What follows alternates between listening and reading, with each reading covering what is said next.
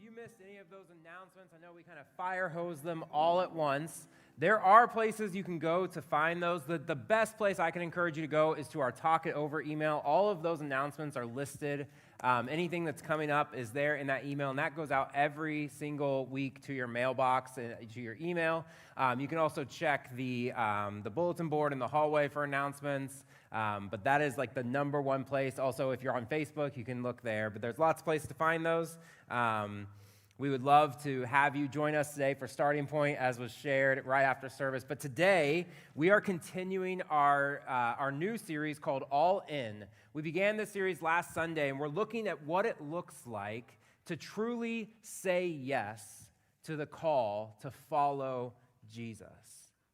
Because Jesus doesn't need a bunch of fans. He doesn't need admirers. He doesn't need people who sit on the sidelines and clap. He needs people who are all in, who are fully devoted, that are giving him their whole lives.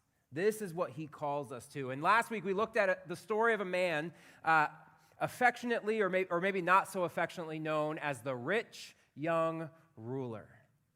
This is a guy who had everything that we value in this world, but he came to Jesus and he wanted to follow. He wanted to follow Jesus, and Jesus invites him to follow, but he says, there's still one thing you haven't surrendered. There's one thing you've still got to give up. There's one thing that is holding your heart back from me. And for this rich young ruler, it was his money. Jesus tells him, give everything you have away, give it to the poor, and then I'll have your whole heart. Then you can follow me. And this rich young ruler, he goes away sad, the scripture tells us. And that's the last we ever hear of him.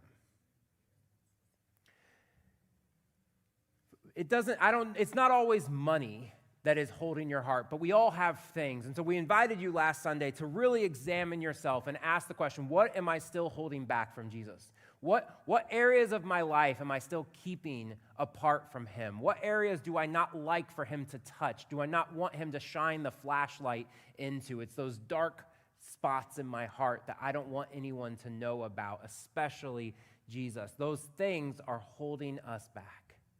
It's why Jesus would later say, no one can serve two masters. We can't do it. We cannot be fully devoted followers of Jesus and a slave to money or to comfort or to success or to power or all the other things that this world wants us to chase. If we're still chasing those things, we're not fully devoted followers of Jesus. I hope you've taken some time. I hope you've identified those things. I hope you're here today and you didn't. I hope what you didn't go home to do and say, I don't want to go all in. If you did decide that, I don't know why you're here today. But we're going to keep going all in, and hopefully, maybe I can convince you today that this is the greatest thing you'll ever do in your entire life. To say yes to the call of Jesus will do amazing things for your life. So today, we're going to look at a story of a man who is sort of like the rich young ruler. He's kind of the Old Testament's version of the rich young ruler. He's got a lot going for him, and he's faced with the same decision. Does he go all in with God or not? But today, when we look at this story, we're going to look at someone who says yes, who goes all in. And we're going to look at the things that he did that helped make that possible. Because here's the thing, it's not just about a decision. It's about execution. How do you can decide to go all in, but then what? And maybe that's what you're here today to hear, is I said, yes, I want to go all in, but I have no idea what that looks like for my life. I've identified these areas in my heart that I've been holding back, but I don't know how to give those up. So now what? This is what we're going to look at through the story of a man named Elisha. You know, I've been having the privilege as a dad recently to teach both my kids how to ride their bikes. That is a fun experience. That's interesting. There's this moment when you're teaching your kid how to ride the bike where you know they've got it. They just don't know they've got it. You can feel it as you're kind of hunched over running next to the bike and your back is screaming at you, please let go of the handlebars and let the kid fall because you're going to be laid up for the next 2 days. When you're doing that, you feel the bike. You can tell the difference when that confidence starts to set in, when that moment where the wheel just sort of grips the pavement differently, and all of a sudden you can tell, I'm barely doing anything here. And you start to take your hands off, and your kid notices, and immediately the bike starts to shake again. Immediately, they're looking at you. They're not looking ahead anymore. They're not doing all the things you've been teaching them. They stop pedaling. They just look at you and they go, don't let go, don't let go. And there's this moment where you're just like, you have to just believe in yourself. You just have to do it. You just have to trust that the wheels will carry you, that you don't have to hang on to me anymore. And then finally, when you do it, when you're able to just let them go, there's this moment with my son recently. He was riding around the cul-de-sac, and I let go, and I just said, I'm right with you, buddy. I'm right there. I'm right with you. And I stopped moving. And so he's pedaling around the cul-de-sac, and when he starts to circle around, he finally sees me. And I see this moment of panic and terror in his eyes when he realizes I'm not there to catch him if he falls. And then there's this moment of realization that he's not falling, that he's got this. Sometimes I think we cling to things. We cling to safety and security, and we hope in our wealth and our status and our power and our resources, because what we're really doing is we're not trusting God. When he starts to let us go and send us out, we're afraid to truly trust, so we hang on. We say, God, don't let me go. But he says we need to go all in. The story of Elisha is found in the Old Testament in the book of 1 Kings, which is totally an underrated Bible book. I've been reading through my Bible in a year this year, and I've just gotten through Kings, and I had a lot more fun than I thought I was going to have when I got to Kings. I thought, oh no, this is going to be a slog. But there are some crazy stories in the books of 1st and 2nd Kings. But before we meet Elisha, I want to introduce you to his prophetic predecessor, Elijah. All right? So, Elisha, everybody say Elisha. Okay, he's the young guy. Elijah is his old man friend. Okay? All right, we got it? Elijah is kind of a big name in the Old Testament. He's kind of one of the major prophets. He does some amazing stuff. Now, a prophet was God's messenger. They were people who were called to speak truth to power. They spent their lives challenging kings and rulers. They kind of got in the face of the people who made all the rules, and they challenged them. Prophets were people who were able to kind of speak wisdom to what God was doing in a moment in time. You ever gone through a hard time and asked, where is God in this? God, why have you forsaken me? Why have you abandoned me? Why is my life so difficult? Prophets were the kind of people that would come up alongside you and be like, let me explain something to you. He hasn't left. He hasn't abandoned you. Bad things happen. It's going to be okay. That was kind of the role of prophet, but for the entire community, the whole country of Israel and Judah. Elijah spends his life battling with kings, going head to head with rulers who are murderous and vile people who are bringing in all sorts of things that God had forbidden Israel and Judah to do. These kings were bringing in. They were intermarrying. They were having multiple wives. They were bringing in idol worshiping. They were even instituting things like child sacrifice, which was as far from the heart of God as you could possibly be. And these are the kind of things that these kings were doing. And Elijah would walk into their courtrooms and he'd say, you guys are doing the wrong thing. You need to turn, or God is going to lead you into destruction. That's pretty bold to do. A lot of people don't want to challenge the rulers, right? We're afraid of what it might do to us. But he wasn't afraid. But as Elijah's ministry was beginning to wind down, he had this kind of amazing moment followed up by a complete kind of disaster. Elijah took part in this cosmic battle between Yahweh, the God of Israel, and the prophets of Baal. And they were up on this mountain, and they have this battle where the prophets of Baal, they get together and they say, our God is more powerful than your God. Watch what we're going to do. And they sing and they dance and they try to get their God to do something, and he doesn't do anything. And then Elijah makes one simple request of God, and fire rains down from heaven and ignites an altar, and the prophets all catch on fire, and they're all gone. They're wiped out. It's intense. We're talking Old Testament stuff. This is an amazing moment. And the people, the Israelites, and they see this, and they begin to turn back to God. They begin casting down their idols. They begin knocking down the Asherah poles. It's this amazing moment of kind of repentance and transformation. But it's very quickly followed up by the queen. Her name was Jezebel. It's really her name. She puts a hit on Elijah because she's a Baal worshiper. And so when he humiliates her God, she goes, this guy can't live. So he puts a hit out. And so Elijah has to go off into hiding. So he goes from this mountaintop experience where he sees God do amazing things to the next day he's hiding in a cave on the mountain, cowering and fearing for his life. And in that cave, in that moment, he prays to God, just kill me. God, I'm done. I've been doing this for a long time. I have challenged rulers. I have challenged authorities. Even after my biggest moment, God, after my biggest win, look what happens. People just want to kill me. So just let me die, God. Isn't that how the enemy likes to work in our lives? After your mountaintop experience, after you finally surrender something to God, maybe it happened to you this week. Maybe last Sunday you had an experience with God, and then this week was just horrible. And it totally distracted you from that thing that you were so excited about and so passionate about last week.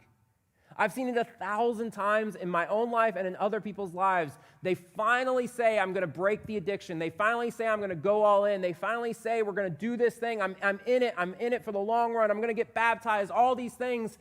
And then the enemy just attacks. Because you see, he doesn't want to hit us when we're down. When we're down, we're kind of good. He doesn't really want to mess with us. It's when we're up.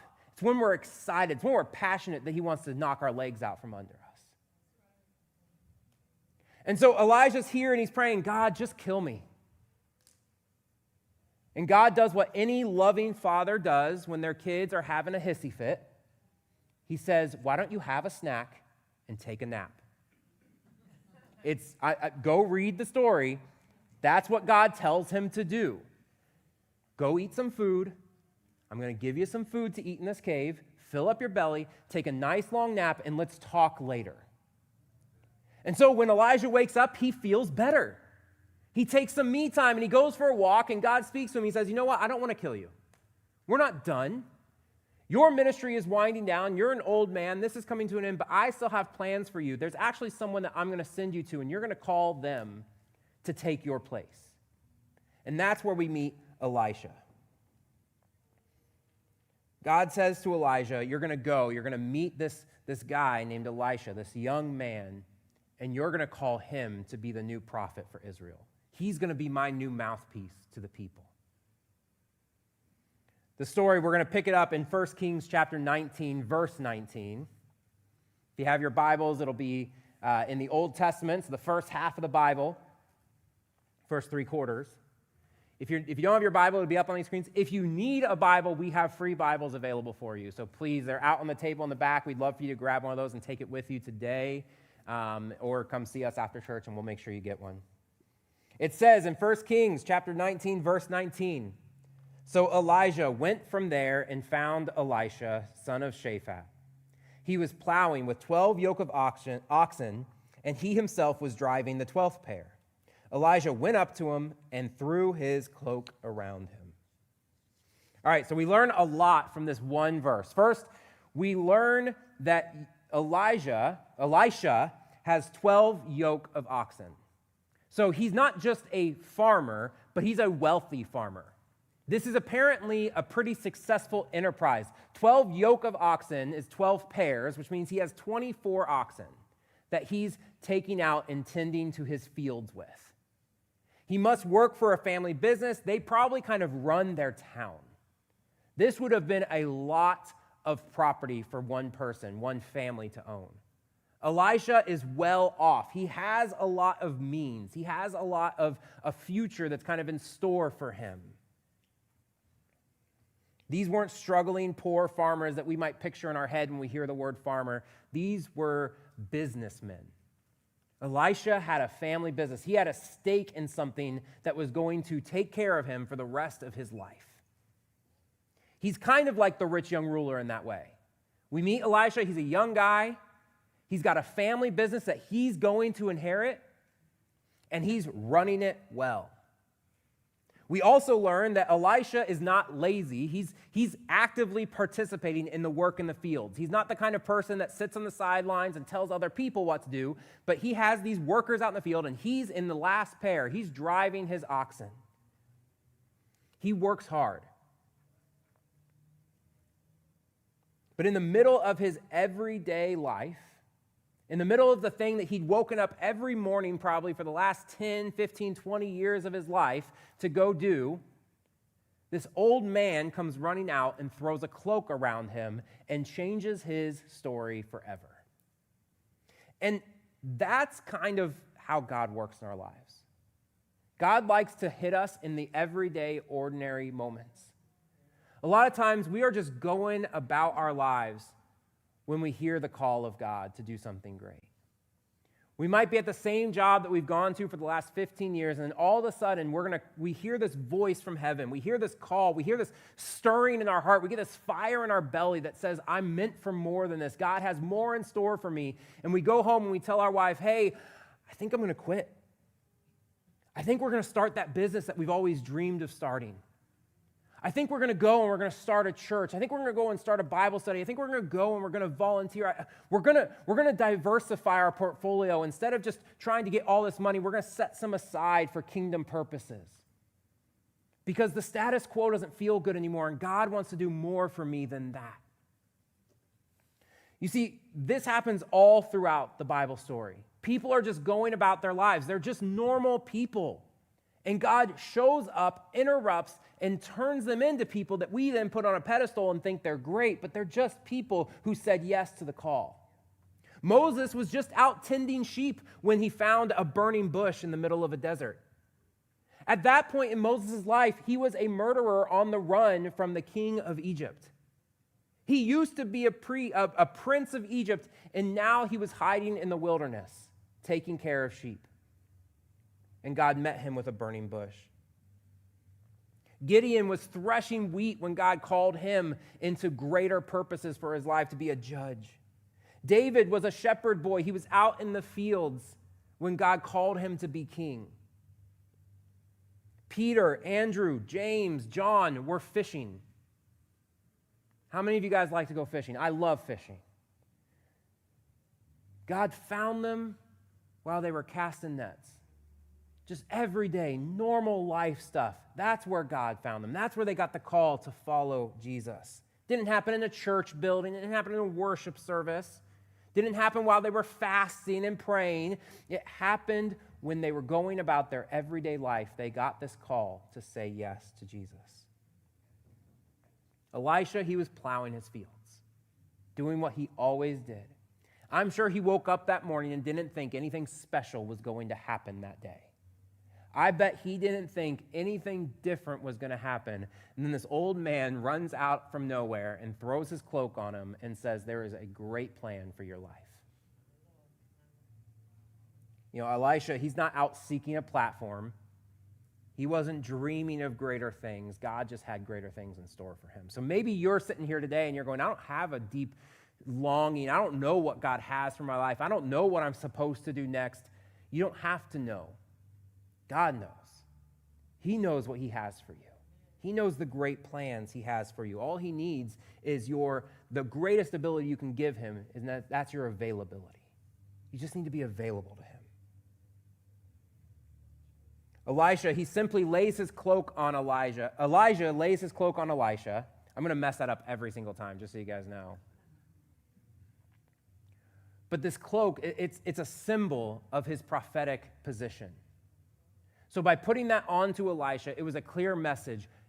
I'm taking this mantle off myself and I'm putting it onto you.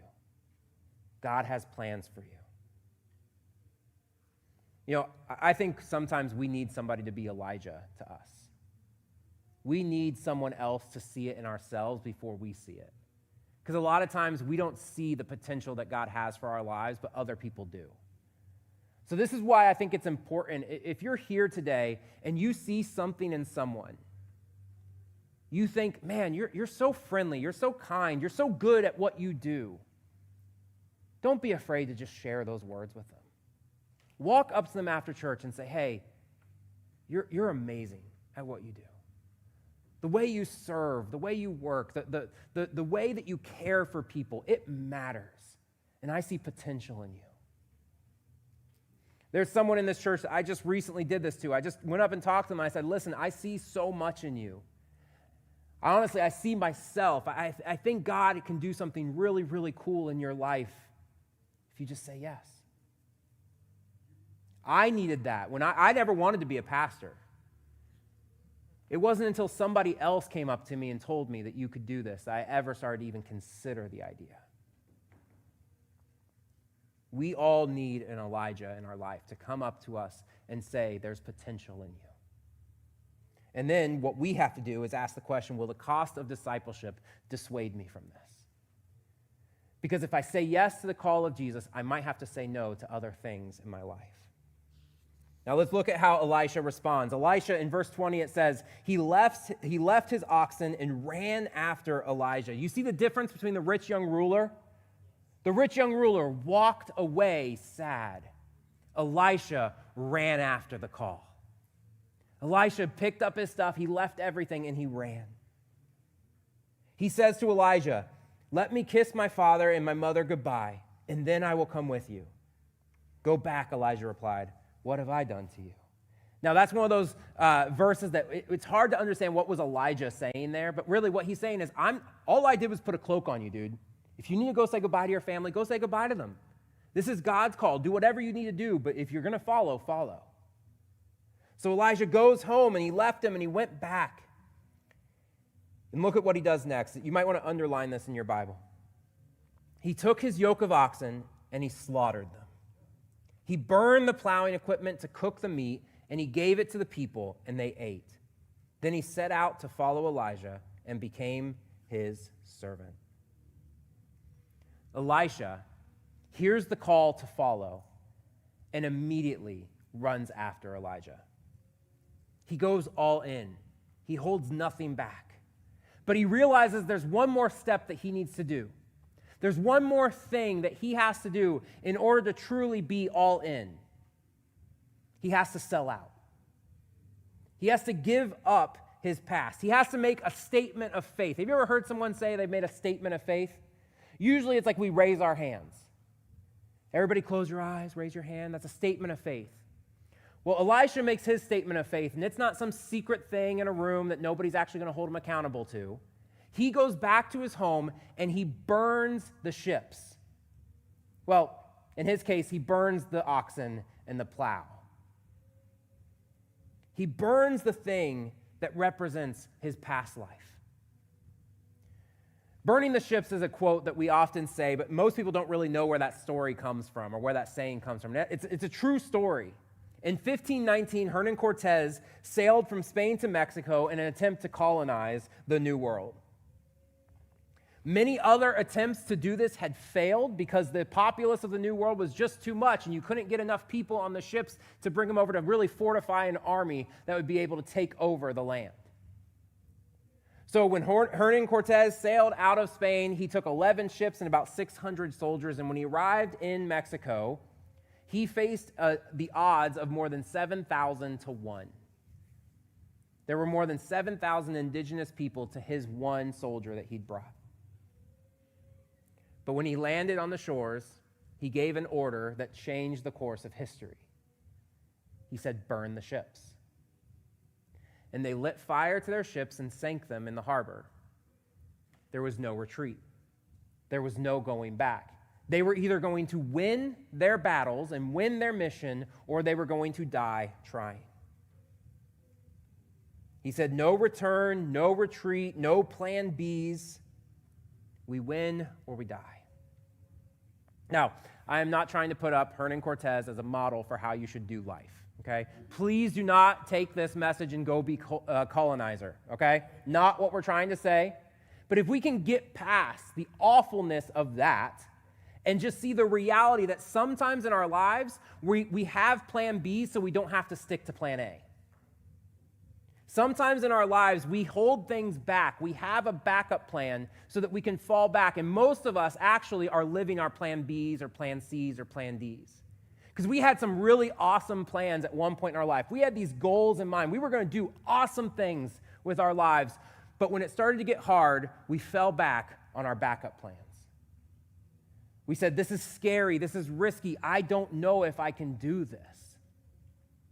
And so we fell back on safety and security. For the rich young ruler, his finances were his plan B.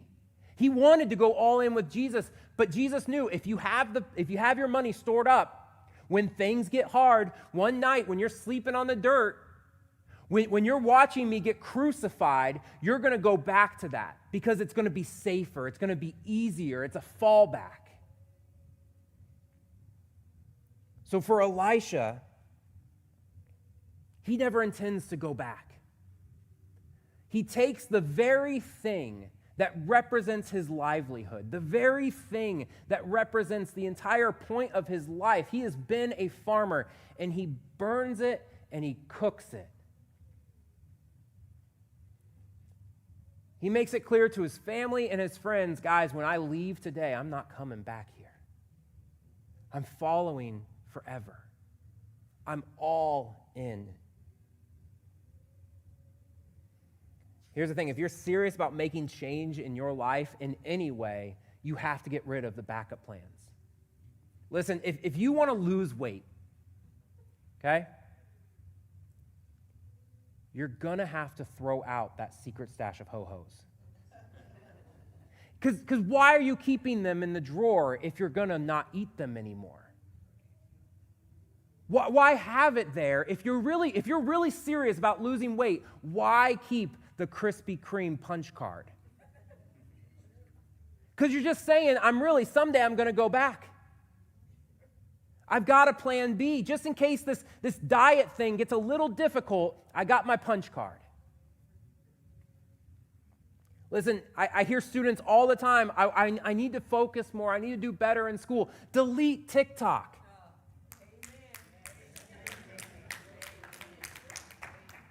It's that simple. If you're really serious, if you're going to lock in, if you're going to focus, maybe delete the thing that's stealing your attention 24/7, 365. Because if you're not serious, then don't tell me you want to focus more, but you're not doing the hard things that are going to help you focus more. For all you people who just clap because we got on young people, get ready. It's coming for you. I got more here. I wasn't finished with my list. If you want to be faithful in a relationship, maybe you need to delete Tinder. If you want to be faithful in a relationship, maybe you need to get rid of those girls' numbers in your phone. You don't need a just in case anymore. If you're going to be faithful to your wife, why do you still have your ex-girlfriend from high school in your phone? Burn the ships. If you're going to be faithful, maybe it means you need to delete your hard drive. Oh, no clapping? Oh, did I touch a nerve? Maybe it's time to delete the hard drive. Maybe it's time to move the computer out of your bedroom. Maybe it's time to do the steps it's going to take to actually move forward, because if you keep it, you're going to go back to it.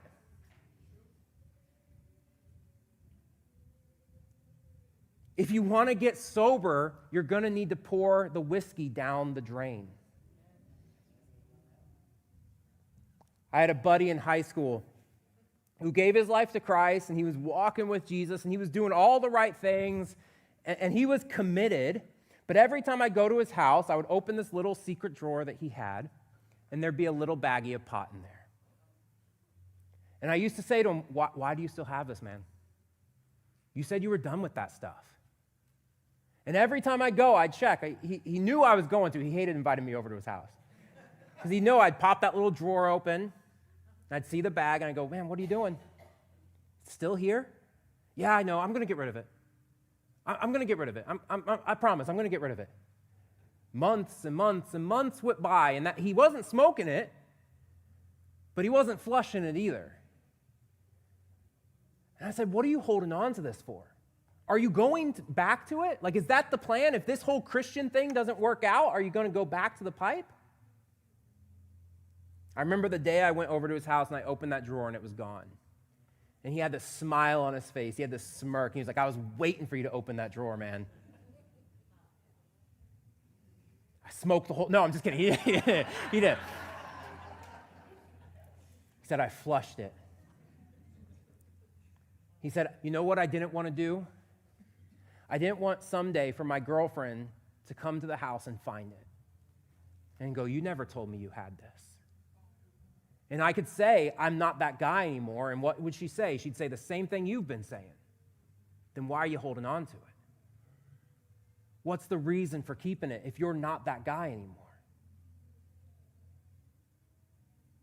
If you want to leave your past behind, you need to say goodbye to the things that keep you stuck. You need to burn the ships. This morning, I want to invite a buddy of mine up. Taylor, will you come up? I warned him I was going to do this, so just don't feel too bad. Give Taylor a hand.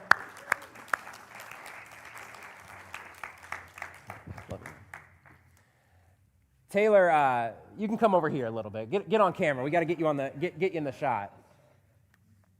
I know a lot of you guys know Taylor. Some of you might not. Taylor has been coming here for almost 2 years now, right? All right, so almost 2 years Taylor has been coming to this church.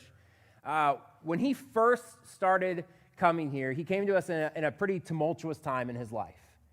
I remember we were praying and asking God just to let him have freedom, because he wasn't sure if he was going to have freedom in a few weeks. He had some court dates coming up, and he wasn't sure if they were going to go his way or not. He'd made some mistakes in his past, and they were following him around. And he said, I'm not that guy anymore. I'm trying to make changes. I'm trying to give my life to Christ, but it doesn't erase the things that I've done. It doesn't mean those all of a sudden disappear to the court system. I mean, they disappear to Jesus, but they don't disappear to the courts. I remember praying with Taylor early on, and I was like, man, no matter what happens, if next week you don't show up here because you're stuck behind bars, it doesn't mean that Jesus has given up on you. It doesn't mean your calling stays the same. Whether you're in there or out here, you're called to be a light of the gospel of Jesus Christ, wherever you are. But you see, Taylor grew up in a situation where the cards were kind of stacked against him. He grew up in a tough neighborhood. He got involved with some friends that led him into some things, and eventually he got involved in gangs, and he spent some time in jail. But while he was there, he realized that he didn't want to just be another statistic. He didn't want to be another one of these guys, another one of the boys, another one of the people that just ends up going in and coming out, going in and coming out, until finally their freedom is just gone. And they spend their life behind bars or something worse. So Taylor wanted to make some changes. In order to make those changes, Taylor had to burn the ships. He had some people in his life that he knew he couldn't stay friends with them and still walk the path that Jesus was calling him to walk. So he had to cut ties with some people. In fact, he had to move away from his home, a place that he had grown up, a place where he knew people, where he'd been raised, where he had friends, he had brothers, he had people who loved him and cared about him. He had to move away from that in order to take the next steps. Taylor knew that if he was just going to keep doing the same thing over and over again and expect different results, it would never happen. Since that first Sunday when he walked through here, we have seen just this amazing transformation in his life. And I think the most amazing thing, the thing that speaks to me more than anything else is when Taylor first showed up here. Take off your hat for a second. So Taylor had some tattoos on his face. And you might not be able to see them anymore. Taylor has been going through the expensive and painful process of having those tattoos removed.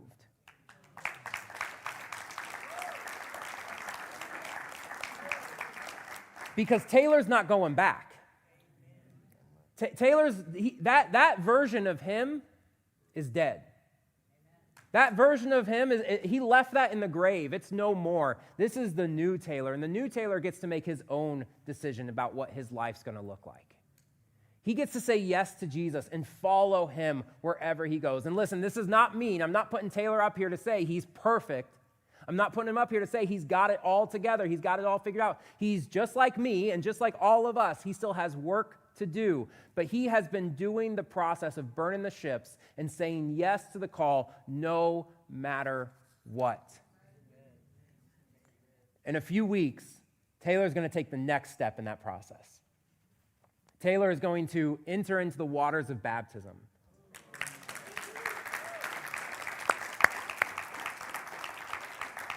And when he does, we will not dip him halfway. We're not going halfway in. He's going all in. And when he goes under that water, that represents a burial.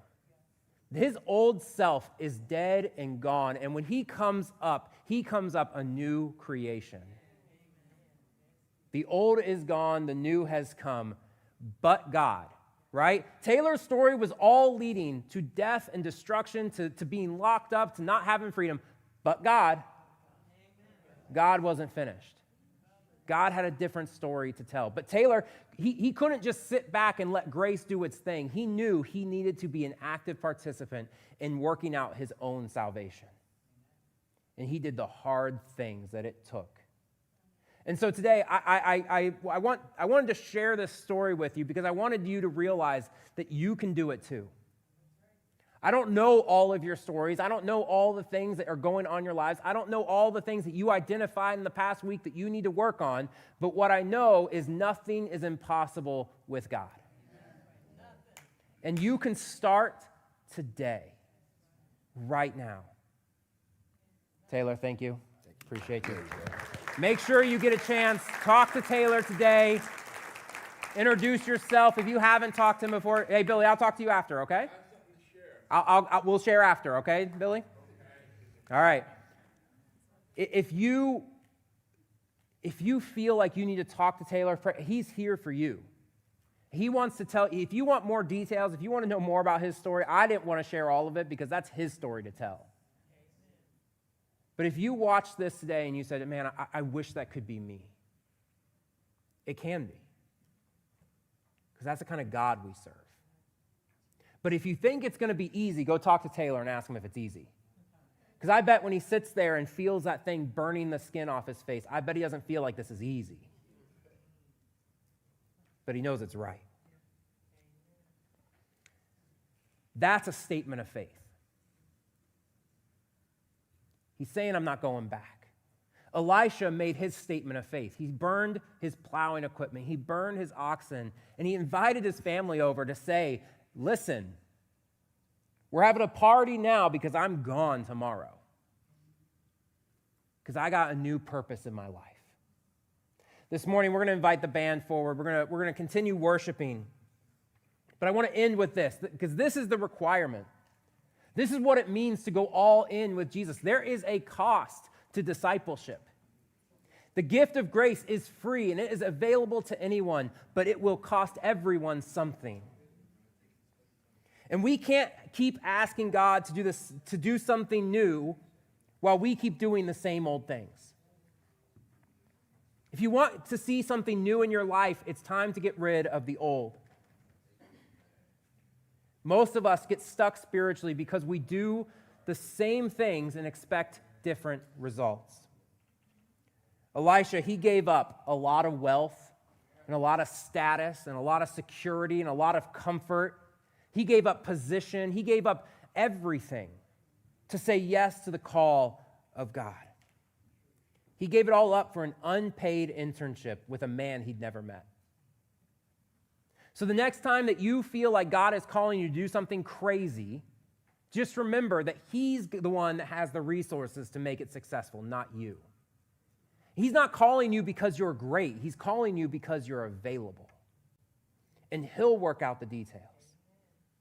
There is nothing crazy with God. There's nothing that's too far for him. If he's calling you to the other side of the world, go. Because he'll do great things through you. If he's calling you to acts of generosity, be generous. because he has the resources to take care of you. If he's calling you, if he's put things in your life, if he's giving you talents and abilities that are going to give you a platform and give you status and give you ability to make an influence in a part of the world that nobody else has, he's opening doors for you. Guess what? He's not opening those doors so you can do the same old thing that everybody else is doing. He's opening those doors so you can make a difference. You can be the light in that place. If you're ready to say yes to Jesus, if you're ready to say yes to that crazy dream, if you're ready to say yes to going all in, what things need to burn? What needs to be laid down at the altar? Maybe it's your sin and it's your shame. Maybe it's the guilt that you carry that keeps telling you that you can't do it.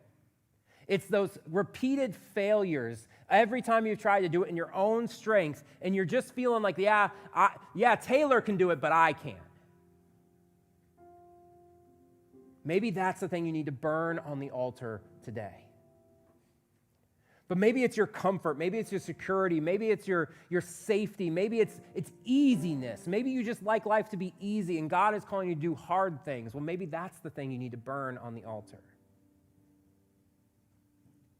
We invite you today as we worship, we're going to sing a song that says we give everything and nothing less.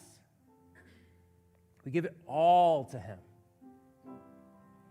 because we trust him completely. Don't let those be empty words.